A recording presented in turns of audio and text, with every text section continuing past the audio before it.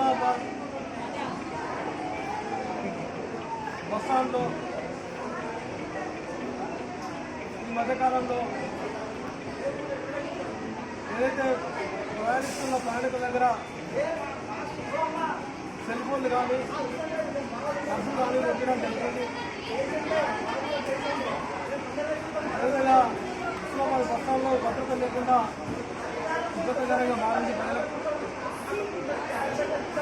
Bus stand నూతన ఆర్థికరణ పేరిట 2 కోట్ల రూపాయలతో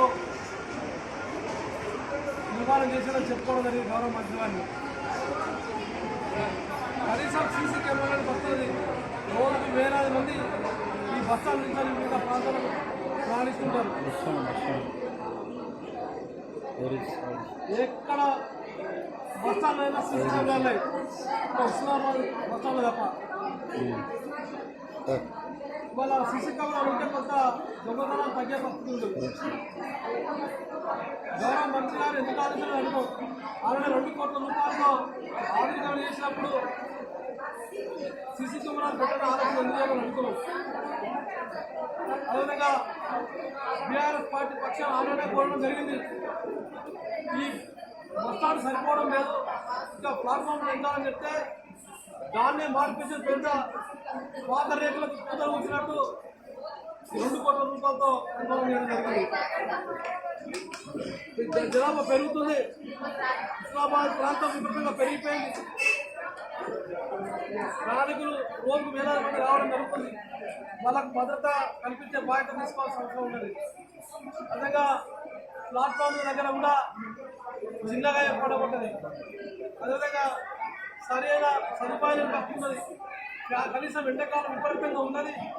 ఫ్యాన్లు నడిచే పరిస్థితి లేదు. ఇలా తర్వాత కొత్త ఈ ప్లాట్ఫామ్ కూడా ఎక్కువగా మారింది. రవాణా శాఖ మంత్రిగా స్వయంగా హుస్నాబాద్ నుంచి బాధ్యత వహించడం జరుగుతుంది. దీన్ని క్వాలిఫికేషన్ పెద్దగా చేయాలని అడుగుతున్నాం. సిద్దిపేటలో చేసుకోవాలని అడుగుతున్నాం.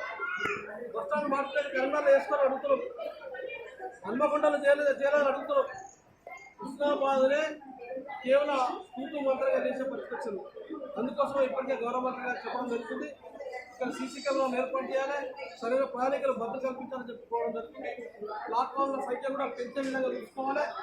అబ్జర్వ్ చేయడానికి కూడా అవకాశాలు ఉన్నాయి. అది కూడా ఉండాల్సిన అవసరం ఉన్నది. మామూలుగా చేసి వదిలిపెట్టుకోవాలి. హుస్నాబాద్లో పట్టణం నుంచి వరకు ఇదంతా కష్టమైన పరిస్థితి ఉంది కదా. అందుకోసమే తగిన సౌకర్యాలు ఏర్పాటు చెప్పేసి మంత్రి గారు కూడా అదేవిధంగా డిఎం గారికి కూడా మేము మాట్లాడడం జరిగింది. ఇప్పుడు వారికి బీఆర్ఎస్ పార్టీ పక్షాన వారికి కూడా విజ్ఞప్తి చేయడం జరిగింది. సీసీ కెమెరాలు ఏర్పాటు చేయడం కోసం ప్రయత్నం చేయాలని చెప్పి, అదేవిధంగా భద్రత కల్పించే తీసుకోవాలి, అదేవిధంగా సదుపాయాలు కూడా ఉండే విధంగా తీసుకోవాలని చెప్పేసి డిఎం గారు కూడా కోరడం జరిగింది. ఇప్పుడు బీఆర్ఎస్ పార్టీ పక్షాన వాళ్ళందరికీ వినపత్రం ఇవ్వడం జరిగింది.